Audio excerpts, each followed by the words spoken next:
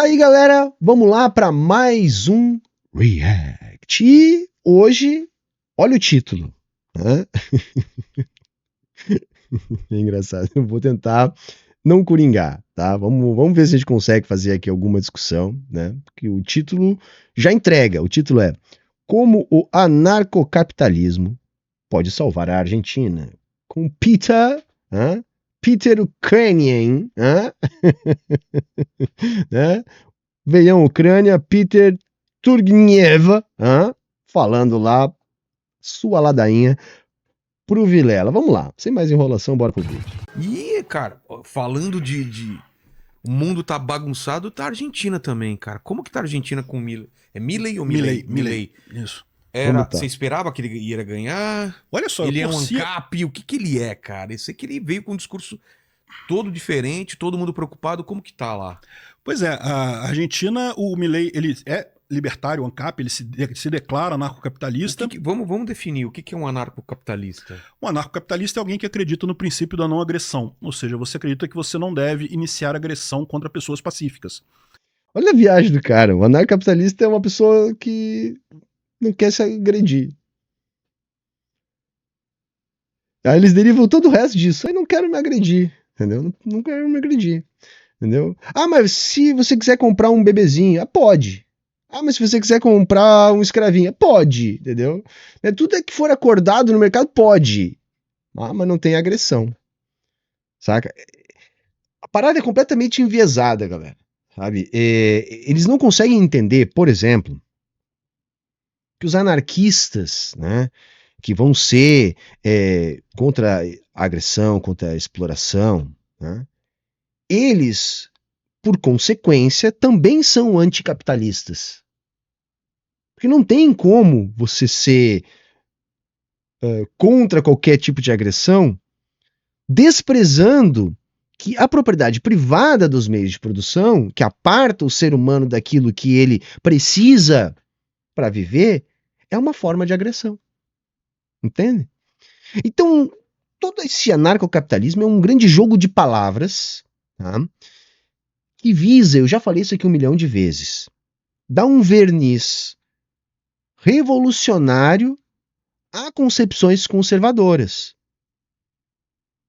tentando esconder do jovem, porque isso é uma isca para jovem, que os problemas, a falta de perspectiva no futuro que o jovem encara são problemas do capitalismo.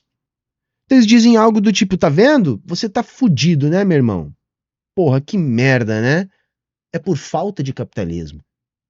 Porque isso aqui que você vive não é capitalismo, não. Isso aqui é corporativismo. Tem o Estado atrapalhando o livre mercado. O capitalismo é uma parada do futuro, onde vai ser tudo bacana.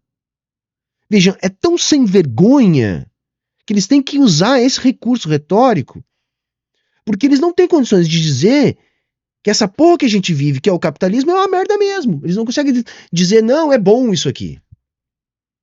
Claro que se a discussão vai indo, dependendo do lado que ela vai, a parada vai para uma coisa do tipo assim, não, mas sempre existiu o capitalismo. Que lá na pré-história, né, você tinha lucro, você calculava risco, né, se abstinha de consumir para produzir e aumentar sua produtividade. Ou seja, transpõe valores, ética, concepções tipicamente capitalistas para a pré-história, num puta de um anacronismo. Então é o que eu chamo de capitalismo de Schrödinger, né?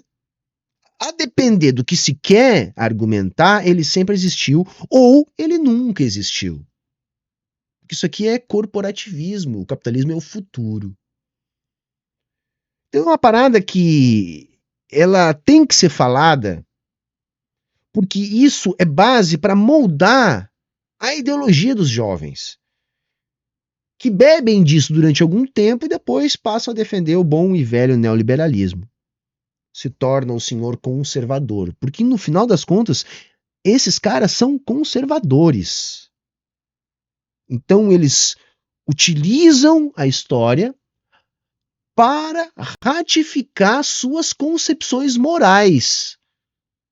Então eles têm que passar pano para a colonização, para a escravização, para o racismo, para o patriarcado. Entra tudo no mesmo bolo. Entra tudo no mesmo bolo. Mas quando ele é indagado pelo Vilela, ele diz, tá, mas que porra é essa? Ah, é só um princípio de não agressão. Olha como a gente é bonzinho. Olha, a gente é muito bonzinho. Não é isso? O problema é o que está nas letras miúdas do contrato. Você vai ver o que defende os autores que justificam essa palhaçada, tem de tudo. Desde paliativas justificativas para a escravidão, tráfico humano, compra e venda de órgãos humanos, tudo pode ser justificado como lei de mercado. Mas vamos lá, tá só começando, né? Então, por que a gente é contra o governo? Porque o governo inicia agressão contra pessoas pacíficas. Você trabalhou, coisa e tal, tudo voluntário, não agrediu ninguém, o governo vai querer o seu imposto, vai querer imposto de você. Então isso é uma agressão contra a pessoa pacífica, né? Vamos lá. O governo, ele te impõe, né? A tributação, ela é imposta. Isso que chama um imposto, né?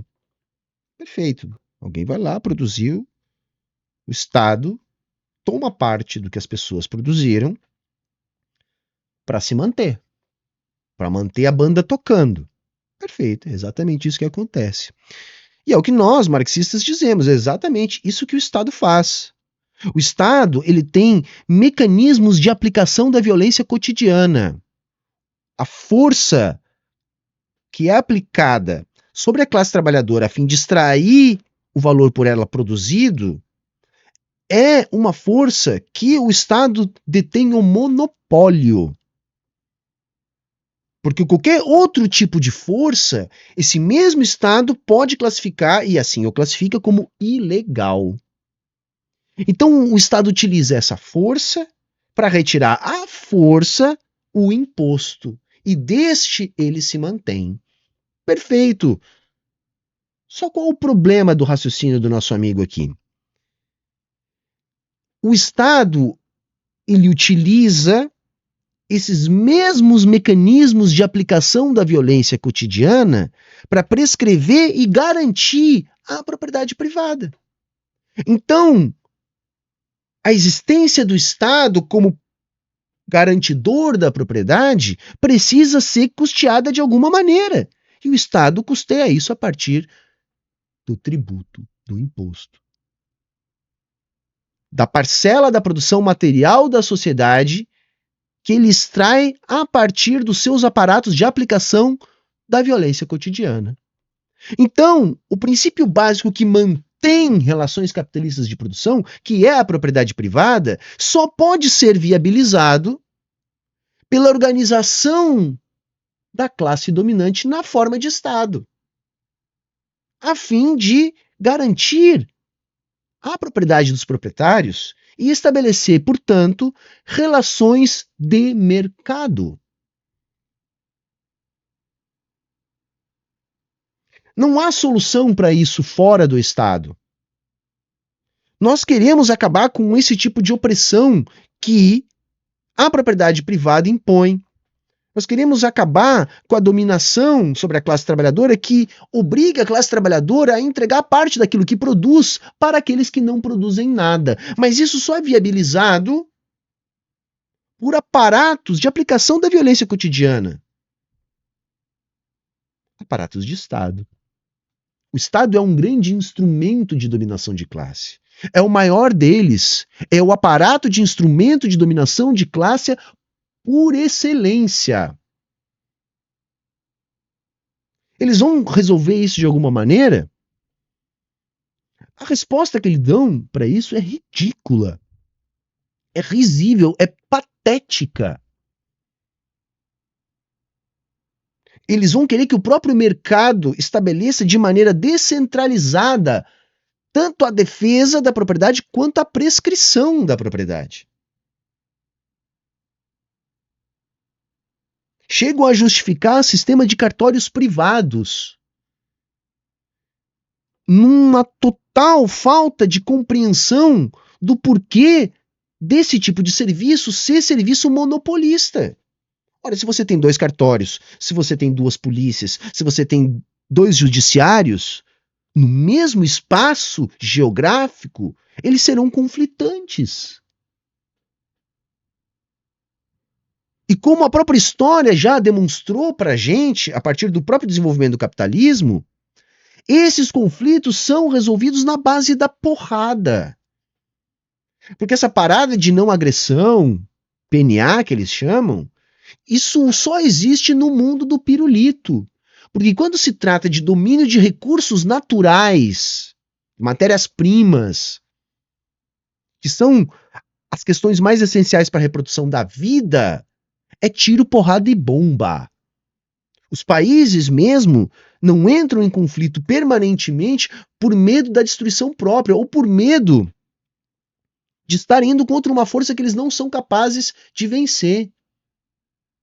Ou vão se destruir entre si, uma destruição mútua, melhorando aqui, ou não podem vencer, vão se aliar.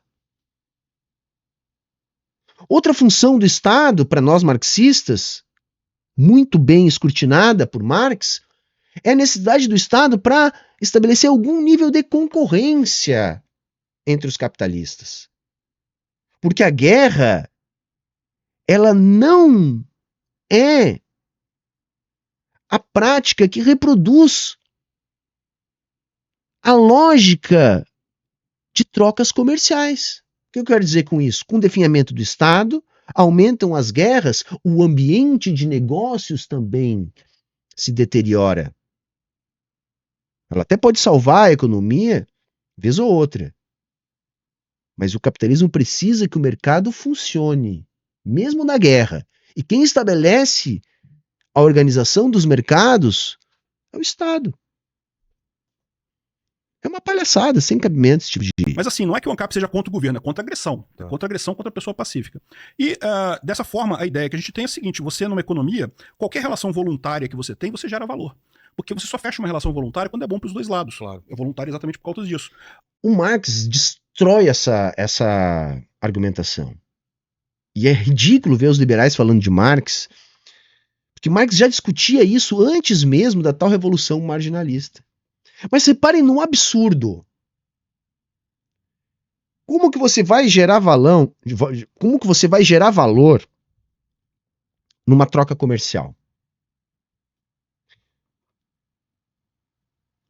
Ora, as mercadorias, elas são trocadas por valores tendencialmente equivalentes. Pode não acontecer isso, ou não acontece isso, alguém pode lucrar numa troca comercial, passar o outro para trás, tirar vantagem na troca, trocar uma coisa de maior valor por outra de menor valor? Pode acontecer. Isso vai acontecer para um lado, vai acontecer para o outro. Tá, mas como que vai se produzir valor novo na economia? E aí valor vamos entender como riqueza social. Não é satisfação. Porque o nível de satisfação entre A e B numa troca comercial não importa para o volume da riqueza social. As mercadorias são trocadas efetivamente pelos seus valores e ainda assim, na troca comercial, se realiza um montante novo de riqueza social. Como que acontece isso? Marx já está discutindo isso aí lá atrás, ele está dizendo, não, olha, não tem como. Porque o valor é a riqueza, é aquilo que é valorado socialmente. O que é a riqueza? Na economia capitalista é a mercadoria. Porque a mercadoria, ela é o produto do trabalho orientado pela lógica do capital que possui valor de uso. É aquilo que é necessário para a nossa vida material. A reprodução da vida material no capitalismo se dá na reprodução de mercadorias. Então só vamos acrescentar valor na sociedade, só vamos aumentar a quantidade de valor na sociedade aumentando a quantidade de mercadorias. Não é a partir do nível de satisfação que pode ser obtido a partir da troca comercial. A troca comercial, ela apenas realiza a produção de mercadorias. Por que a troca realiza a produção de mercadorias? Porque as mercadorias no capitalismo não são produzidas para serem consumidas, elas são produzidas para serem vendidas. E o que é a troca senão a venda da mercadoria? Então essa relação de diferença entre satisfação entre os indivíduos que vão trocar, ela pode até acontecer, mas ela é irrelevante em relação à perspectiva da produção de valor novo para o capitalismo. Isso apenas vai determinar se a mercadoria produzida vai ser trocada no mercado ou não, se esse valor vai se realizar ou não.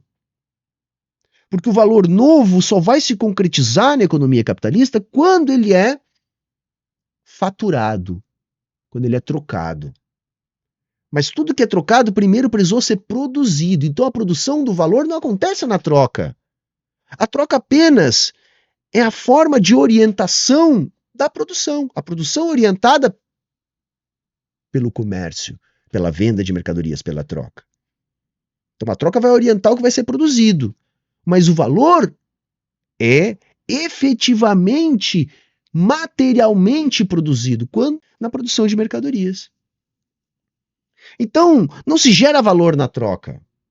A troca apenas orienta a produção. É na produção que se gera valor.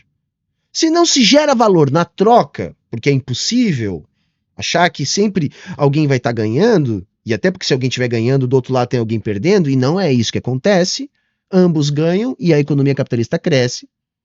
E ambos ganham porque é necessário haver satisfação dos dois lados para a realização da troca comercial. Bom, necessariamente, a riqueza social no capitalismo só se reproduz na esfera produtiva, na produção de mercadorias.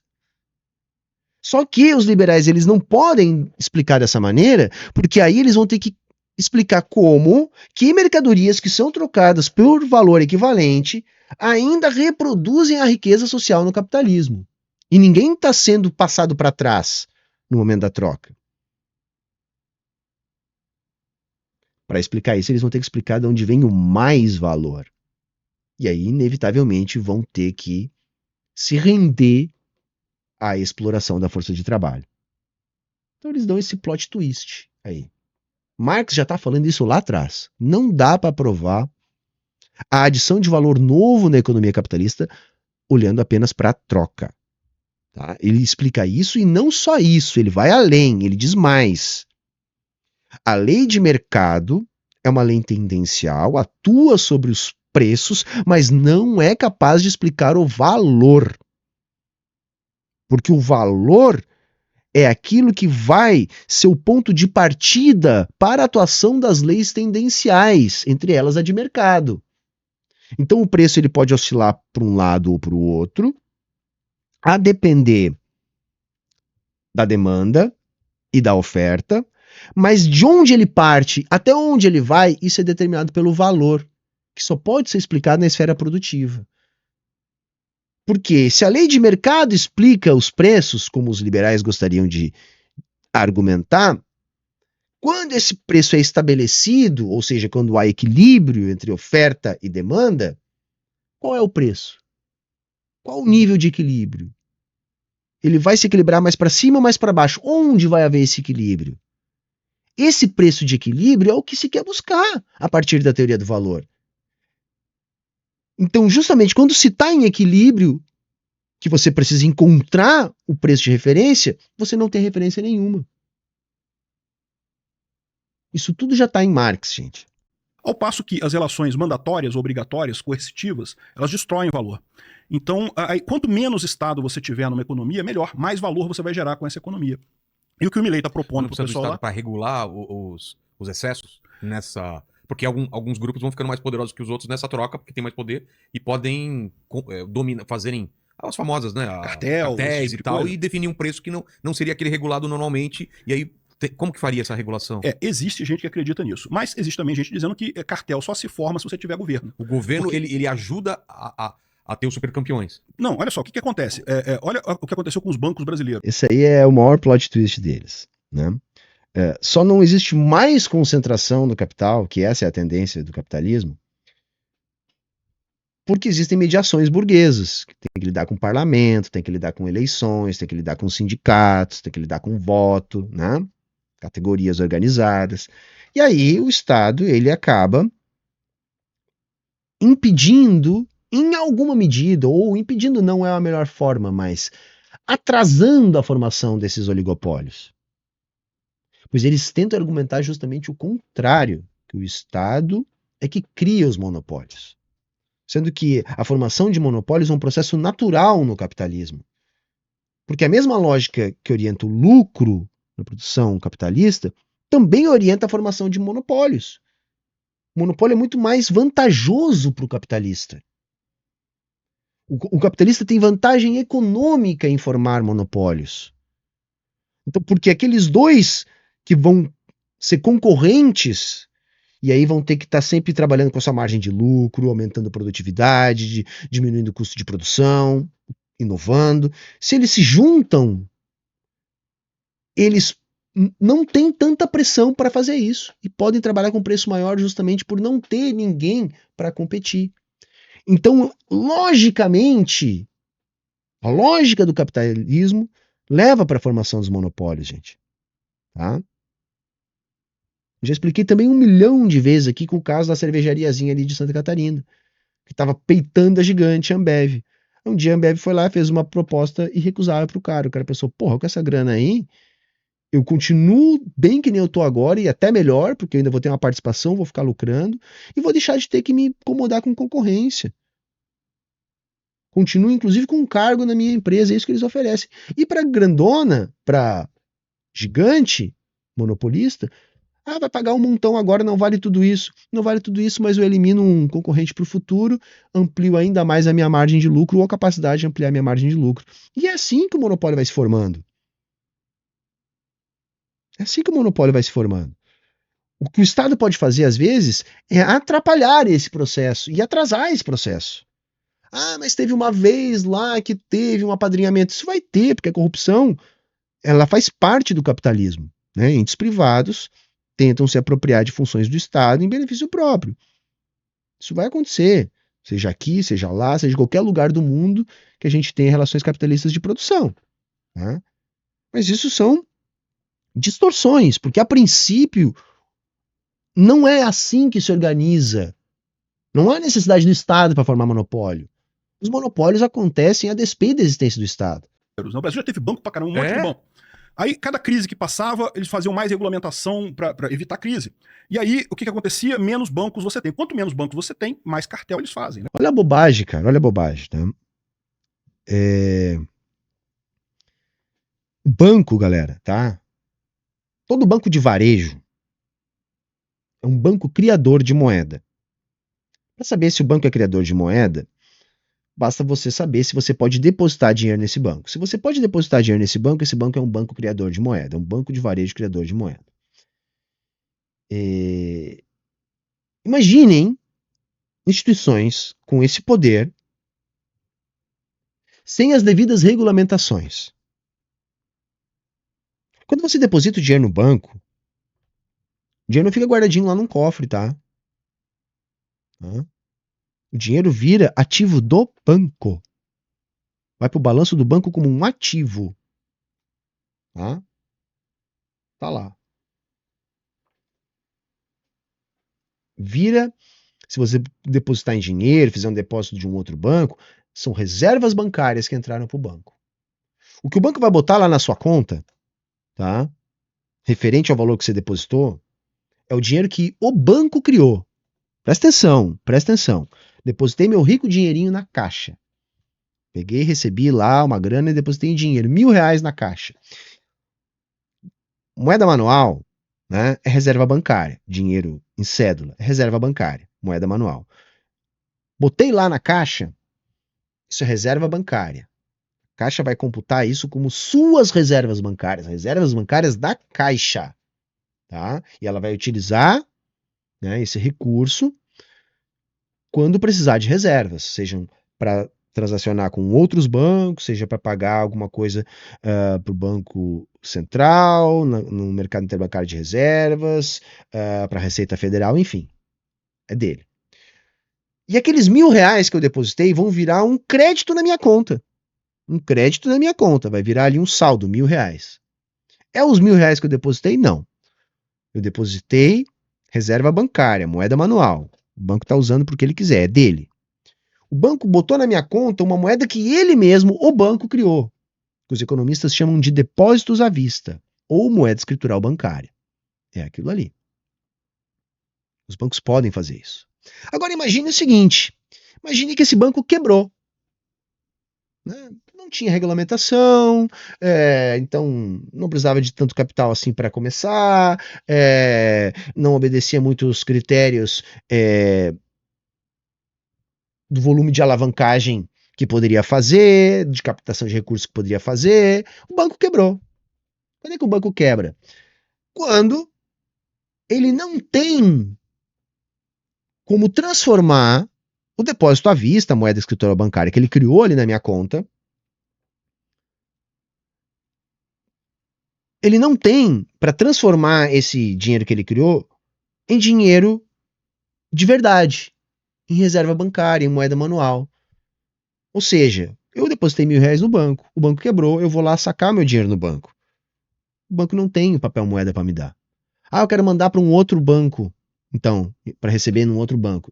Não, o banco não tem para mandar, porque ele não pode mandar a moeda que ele criou, ele tem que mandar reserva bancária para outro banco. O banco quebrou. Imaginem esse tipo de instituição que tem este poder de criar dinheiro, de pegar o nosso dinheiro e criar dinheiro, porque quando a gente abre uma conta, tá, galera, a gente assina ali, eu tô ciente disso aqui tudo, tá? E é isso. E é isso.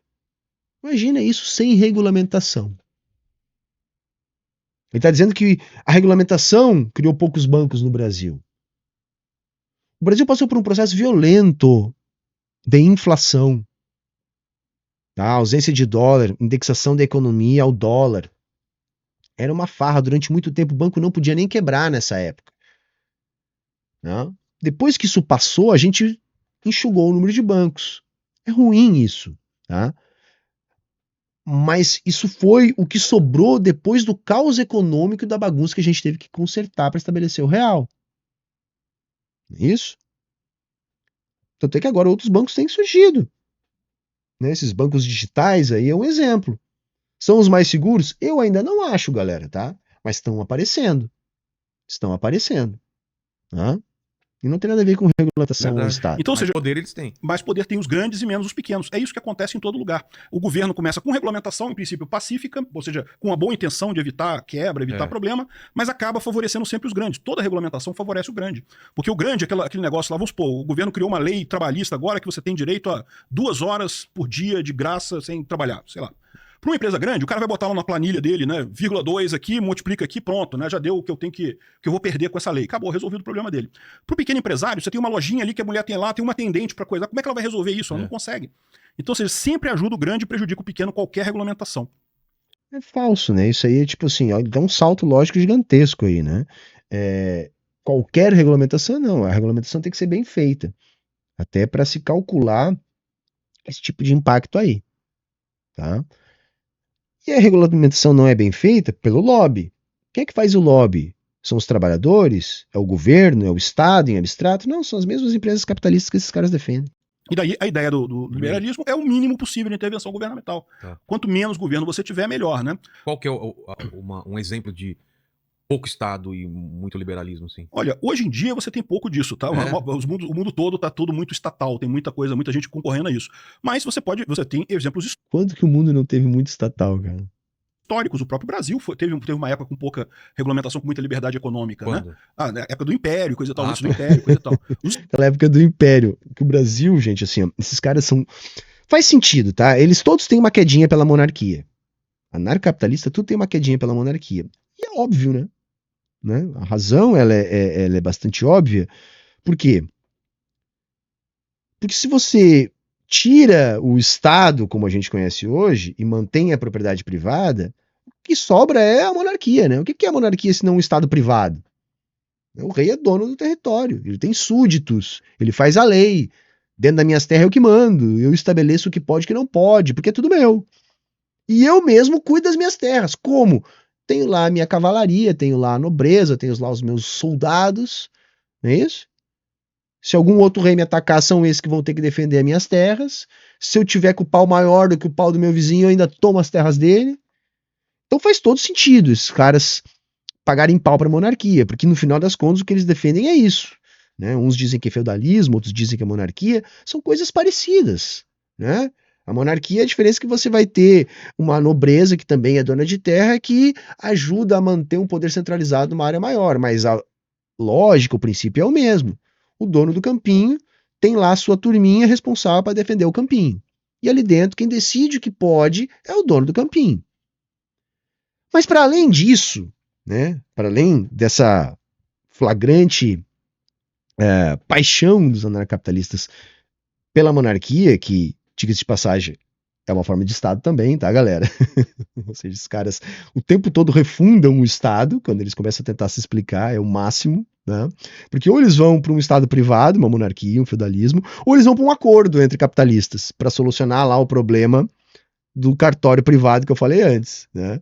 Ou seja, eles fundam o Estado. Quando os capitalistas fazem um acordo, o que é? É justamente os capitalistas fundando o Estado. Só que eles não conseguem ter essa visão. Mas para além disso, essa galera paga pau pro segundo reinado, até mesmo ali pro período do primeiro reinado e aquela bagunça liberal lá do período regencial. Eles pagam pau, galera. Sabe qual o mais chocante? Foi ali, naquele período histórico, que o Brasil conseguiu se distanciar, né, em termos de desenvolvimento da economia capitalista, da economia de mercado, desenvolvimento social, seja lá em qualquer forma que você for avaliar desenvolvimento, das colônias que estavam se emancipando nos seus processos de emancipação política. O que eu estou querendo dizer de maneira mais clara? A nossa monarquia foi o que nos atrasou, galera. A Argentina virou república. Passou léguas do Brasil. O Paraguai virou república. Passou léguas do Brasil. Os Estados Unidos, mesma coisa. Não. A gente já começou uma monarquia atrasada.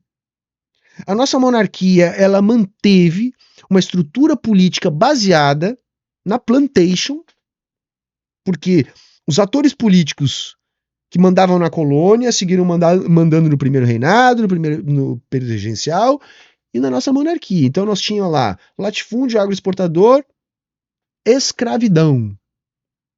Não é isso? Mundo inteiro substituindo mão de obra, introduzindo relações capitalistas de produção. E olha, esses caras se dizem capitalistas. A nossa monarquia foi isso. Ah, mas era desregulamentada. Era uma maravilha, não tinha nem moeda, né? Eles não entendem a natureza da moeda, tá? Não tinha moeda. O Barão de Mauá tentou criar moeda privada no Brasil naquela época. Logo no início da República ali, o primeiro plano, o encilhamento lá do Rui Barbosa, era, na verdade, um plano para estabelecer uma moeda fiduciária para o Brasil, que já era testado em algum lugar ou outro, já tentava fazer isso, mas não dava naquele momento que o mundo operava no padrão ouro. Isso quebrou a nossa conta externa, porque não tinha moeda no Brasil, faltava Estado. O Brasil tinha relações predominantemente pré-capitalistas na época do Império. Esses caras pagam pau. É que tem uma outra parada, galera, que é o seguinte: a realidade é mero detalhe para eles. Que tudo é sofisma, tudo é retórica, tudo é semântica. As determinações da realidade pouco importam, entendeu? Os Estados Unidos é um outro exemplo histórico também, né? Que tinha também uma liberdade muito grande para você fazer as coisas lá. A Suécia tinha uma liberdade econômica muito grande também. É assim, monarquias, países que se desenvolveram na base do protecionismo, do imperialismo e construindo um pesado estado de bem-estar social. Quer dizer, foda-se a realidade. Foda-se, era liberal. Esses países eram liberais. A Suécia se constituiu, gente, como um dos países de menor desigualdade social do mundo, agora já não é mais tanto, mas na época que estava se constituindo assim, como é conhecida uma pujante social-democracia com 80% de nível de sindicalização. Você não tinha as mesmas leis trabalhistas que aqui no Brasil, que é o que esses caras gostam de argumentar, mas você tinha um poder gigantesco para os sindicatos. E um nível de sindicalização da classe trabalhadora também enorme. Todos esses países foram perdendo essa liberdade, por quê? Porque o governo ele tende sempre a crescer, né?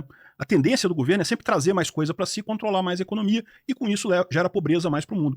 E o que acontece lá na Argentina? A Argentina tem esse problema. O grande problema da Argentina é esse, ele tem um estado enorme. Tava quebrado. Totalmente quebrado, continua quebrado, né? Assim, isso não é uma coisa que se resolve fazendo assim. Tava né? quebrado por quê, basicamente? Exatamente porque a Argentina foi um país muito rico, lá na virada do século, né? Século passado, 1900 para os anos 2000, era muito rico, aí justamente começou a ganhar. Muito rico por quê? Primeiro é falso que era muito rico, era relativamente rico, tá? Porque tinha uma relação econômica que beneficiava uma elite local com a Inglaterra. Então se forma uma elite agroexportadora que rapidamente enriquece muito e cria-se alguns centros urbanos de prosperidade na Argentina.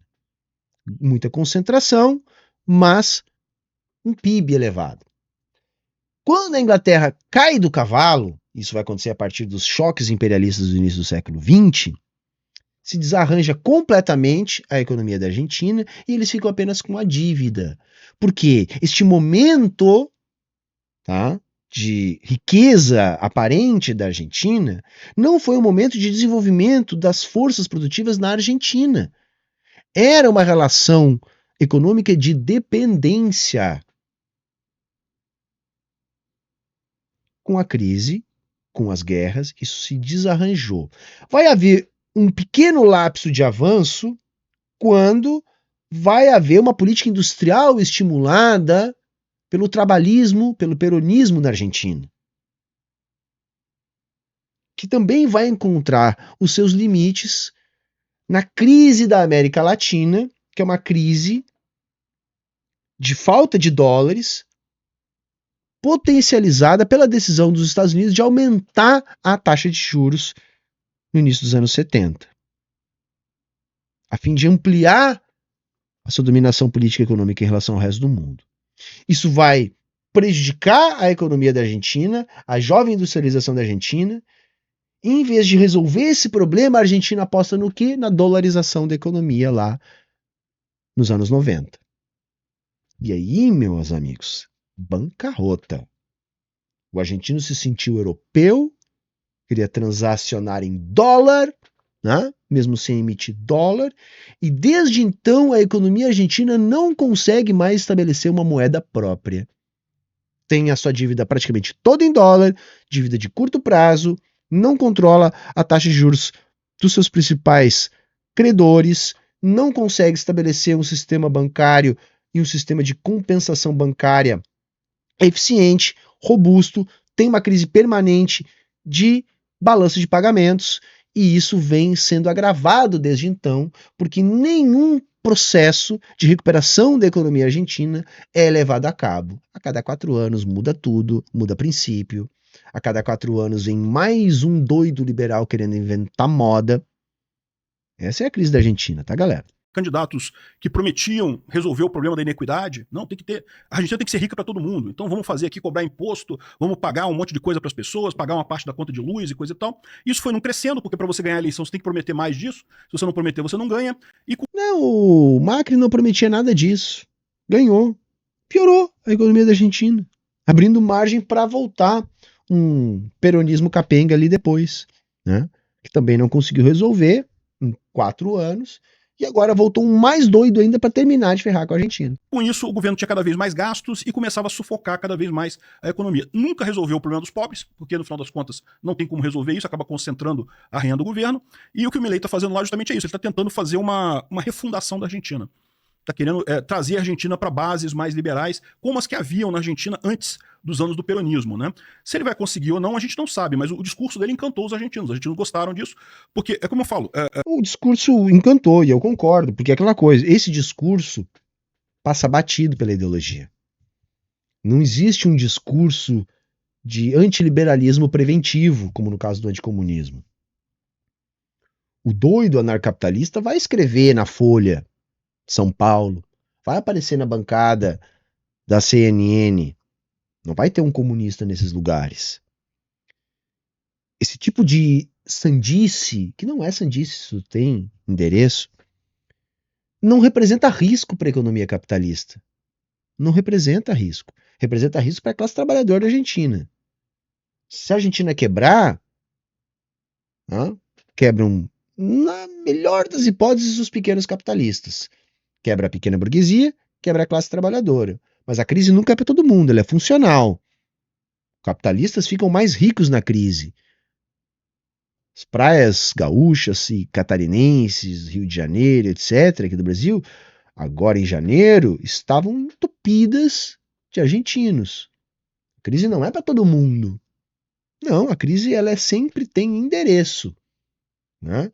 E como quem controla o discurso, quem controla quem vai estar na bancada, quem controla quem vai ter coluna no jornal são os capitalistas que pagam os anúncios e são donos desses veículos, aí pode falar essas bobagens. E aí as pessoas, quando a crise prolongada se estabelece, tendencialmente acreditam nessas merdas. Porque aquilo que é o dito normal não funcionou. Eu votei no liberalzinho do Macri, não deu. Votei no trabalhismo fajuto, não deu. O que é que vai dar? Vamos ver o que esse doido tá falando aí. Vai que faz sentido, né? Por que não acontece por outro lado? Por que não votam num comunista? Bom, o comunista não tá no jornalão, não tá na bancada, não tá no cinema. Esse não vai estar, porque há um anticomunismo preventivo. Né? Não há um anti-libertarianismo de direita preventivo. Todo presidente na Argentina prometia ajudar mais subsídio, coisa e tal, e nenhum entregava. No final das contas, entregava só mais inflação. Então, dessa vez, chegou um cara que falou, olha só, não vou entregar nada porque a gente não tem dinheiro para nada. Mas eu prometo para vocês que a gente vai lançar a base e vamos ter uma Argentina rica de novo mais adiante, né? O pessoal comprou a ideia, né? Também porque os outros candidatos eram muito ruins, a verdade é essa também. Né? É o ministro da Economia concorrendo? Imagina, o ministro da Economia, da maior inflação da América Latina, querendo ganhar coisa, dizendo que vai... Não, vou resolver o problema da inflação. Por que não resolveu até agora? Exatamente, cadê? Que solução é essa que só pode ano que vem, agora não pode esse ano? Enfim, mas o fato é que a inflação na Argentina explodiu depois do Milei, né? Tudo que ele fez para controlar a inflação até agora continua na volta, a gente compra. Né?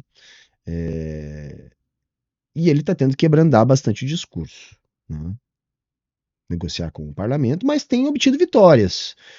Né? Longe de serem vitórias totais, mas vitórias parciais. O que não é bom, né? Porque o plano dele é arrastar a Argentina para um caos ainda maior. Né? Não tem, a chance de dar certo o que ele está fazendo lá é zero, tá, gente? É zero. Tá? Tem esse problema, mas o Milei conseguiu. Ele também tem uma personalidade muito forte, é um cara muito midiático. Nesse ponto é parecido com o Bolsonaro em termos de...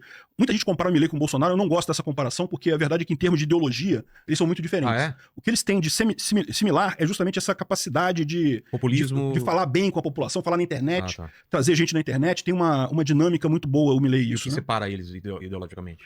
Justamente a questão direita versus libertarianismo, né? O Bolsonaro é um cara muito mais focado... Assim... Libertarianismo é um eufemismo para a extrema-direita, que é eufemismo para... Enfim, você sabe.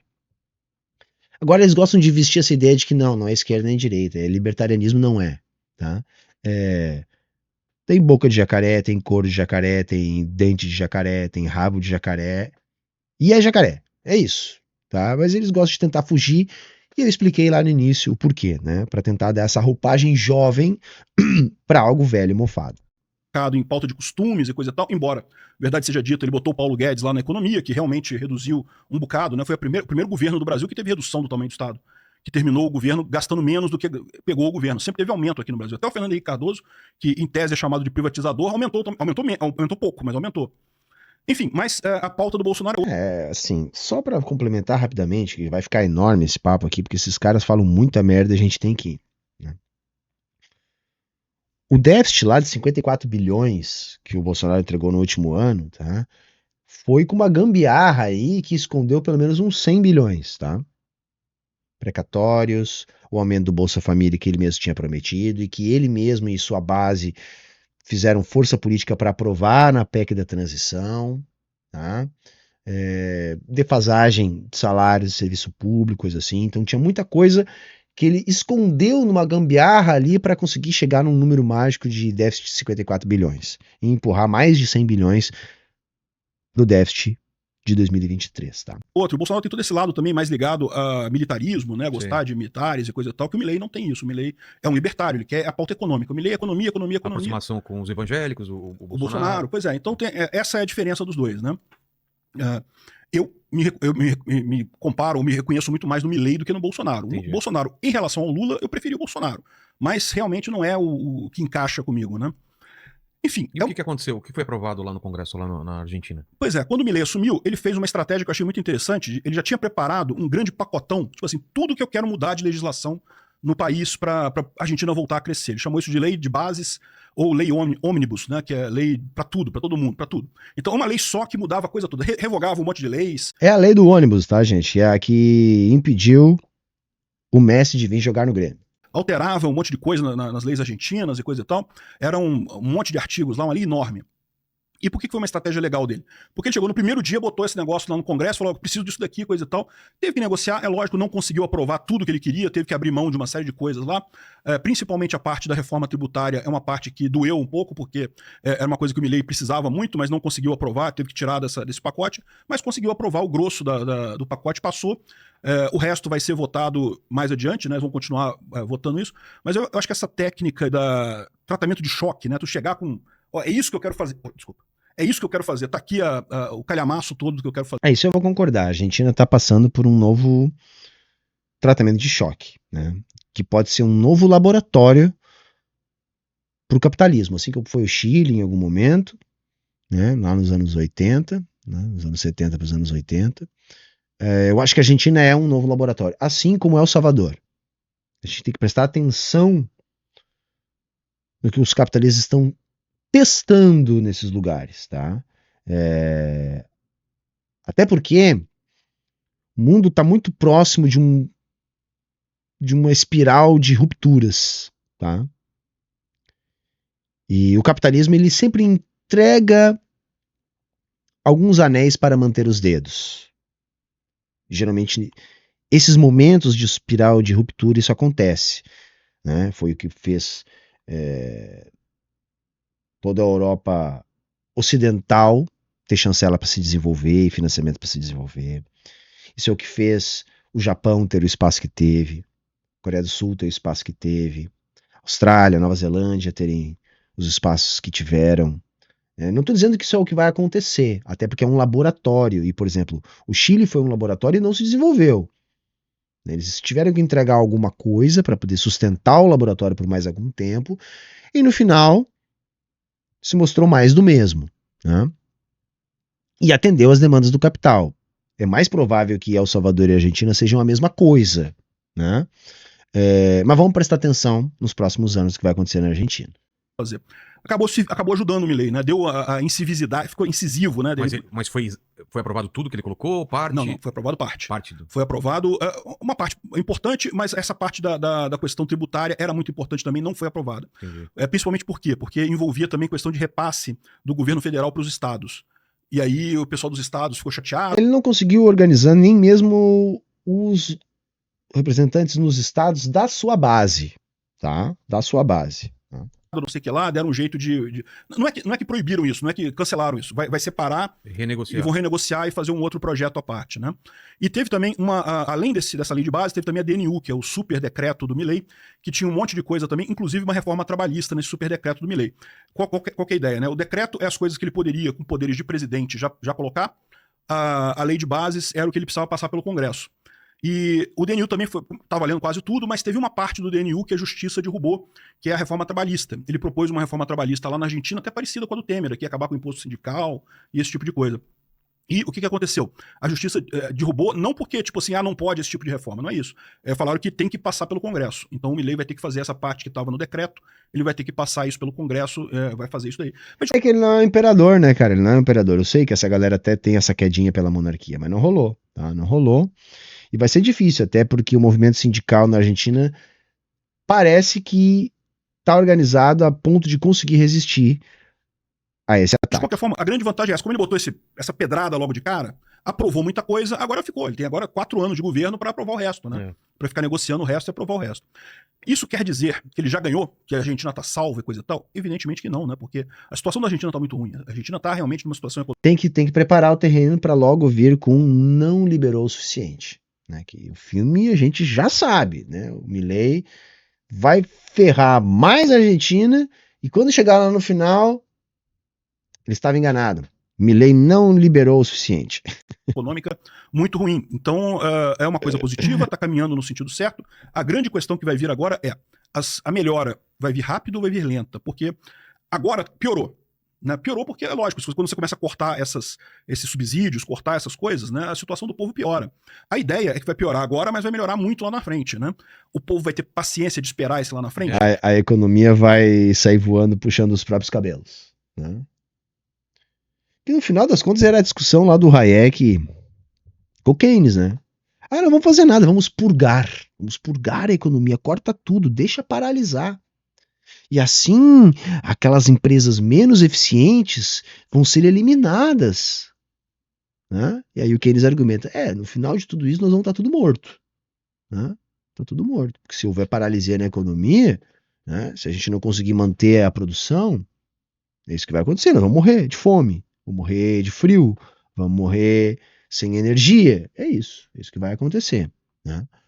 Porque se você continuar pressionando aquilo que já está pressionando lá na Argentina, que é desemprego em massa, redução da renda, quem que vai investir na economia argentina, gente? Né? Lógico, uma hora vai esterilizar a inflação às custas da paralisia da economia. E aí a Argentina vai ser capaz de lidar com 20 e tantos % de desemprego? Com a renda reduzida a 1/4? Vocês imaginam o caos social? Não é se a Argentina vai poder esperar. O trabalhador, será que ele pode esperar? Barbada falar isso se você tá com a barriga cheia, né? Se você tem teto, se você tem escola, se você tem hospital. Mas se você não tem essas coisas, fica um pouco mais difícil de esperar, né? Se lá na frente for, sei lá, 6 meses, 1 ano, eu acho que espera. Mas e se for 4 anos? Se só começar a melhorar lá no final do mandato dele, será que ele dura até lá, entendeu? Então essa é a grande suspense. Vamos ver o que vai acontecer. Já tem algum... Entenderam? Vai passar 4 anos piorando. Mas um dia vai melhorar, quem sabe no segundo mandato. Aí o segundo mandato, aí vai passar 8 anos piorando. Nunca vem, gente. É o eterno na volta. A gente melhora. Compra. Você já tem a queda do preço dos aluguéis, por exemplo, lá em Buenos Aires, já caíram, porque ele acabou com a lei dos aluguéis lá que proibia aumentar o valor do aluguel. Aí essa lei que proibia aumentar o valor do aluguel fez o preço do aluguel subir demais. É lógico, porque se você não quer, se você tem um imóvel para alugar. Se não vai mais subir, eu já vou colocar lá em cima.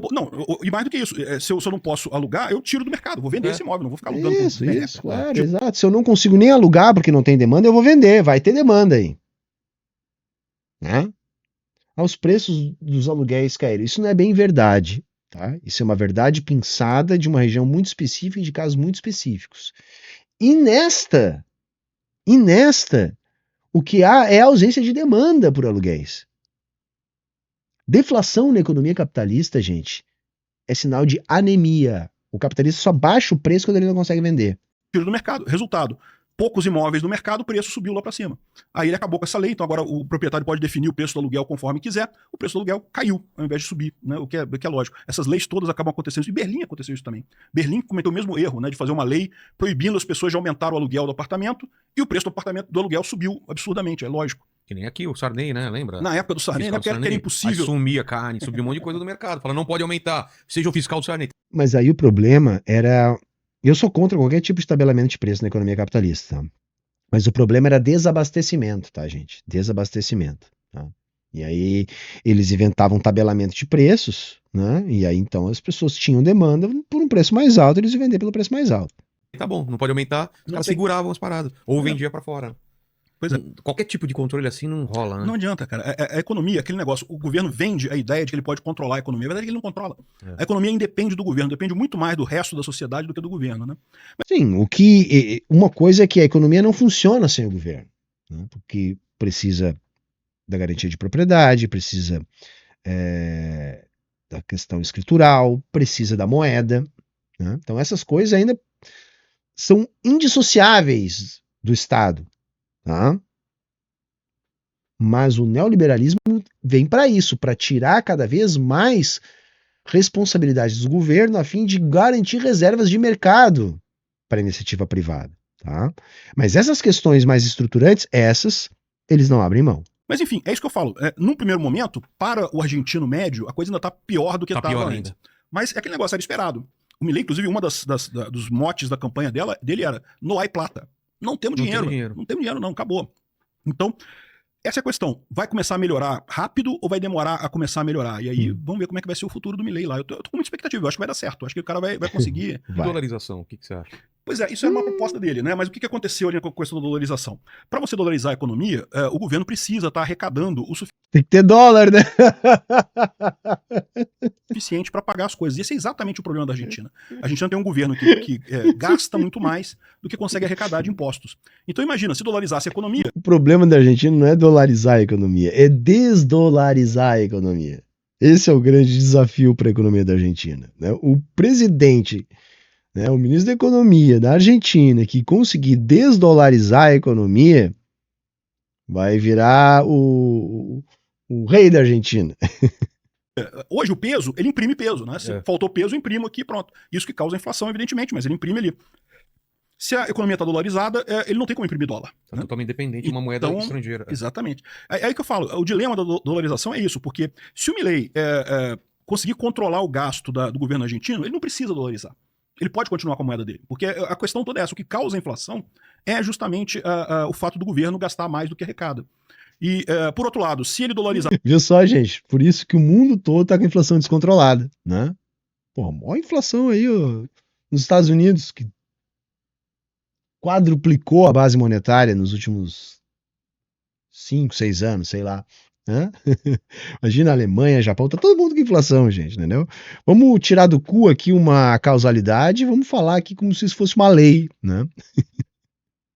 Não, o que explica a inflação da Argentina é justamente a falta de dólares, tá? E o desequilíbrio nas contas externas da Argentina. Sem controlar o gasto do governo, não tem jeito, né? O governo vai continuar com um problema. Então isso daí. Ele parece que foi convencido contra isso. O que aconteceu, né? Ele ganhou o primeiro turno das eleições lá, mas ganhou na verdade ficou em segundo lugar, atrás do Massa no primeiro turno. Aí o que aconteceu? Ele teve que fazer coligação com o partido do Macri, né? Que era o ex-presidente. Lá seria uma espécie de PSDB de lá, uma centro-esquerda, centro-direita ali. E aí ele teve que voltar em algumas coisas, né? Isso é inevitável. Aliás, isso é uma coisa elogiável no Milei, né? Ele fez política. Ele foi lá, aceitou ceder em alguns pontos para conseguir ganhar a presidência e aprovar essa reforma dele. A lei de bases também teve que abrir mão de várias coisas, teve que tirar um monte de coisa. É o governo de fato, tá? Os macristas são o governo de fato, tá? O Milei é o garoto propaganda, é o bufão, né? É uma relação, guardadas as devidas proporções, parecido com o que a gente tinha aqui no Brasil entre Bolsonaro e militares, né? Os militares tocavam o piano e o Bolsonaro fazia palhaçada. Mesma coisa agora lá, né? Os macristas tocam o governo, o Milei faz as palhaçadas. Não tem jeito, né? Uma democracia funciona assim, não pode querer impor tudo o que você quer também de cara lá. Enfim, vamos ver. Eu acho que a sorte está lançada, porque, veja bem, se a Argentina realmente conseguir uma coisa positiva nisso daqui, até para aqui para o Brasil, para o resto da América Latina, vai acabar tendo um efeito muito positivo em termos de liberdade econômica, né? Vai mostrar que o caminho é esse daí mesmo, acabar com esse negócio de socialismo e coisa e tal, de lei para tudo, regra para tudo, que só atrapalha isso. Como que a gente... Vamos acabar com o socialismo imaginário, hein? Vamos acabar com o socialismo do Michel Temer, do Bolsonaro. Vamos acabar com o socialismo. Ai, galera, vamos encerrar por aqui. Vamos encerrar por aqui. Falta um pouquinhozinho ali ainda, mas enfim. Chega. Cansei, tá bom? Chegou até o final, deixa um like, compartilha o vídeo, escreve aqui alguma coisa aqui embaixo, tá bom? Cogita colaborar com o canal, para que a gente continue tendo o espírito para tancar essas coisas aí, porque eu vou dizer para você, olha, que coisa louca, hein? Era isso. Tchau, tchau, até a próxima.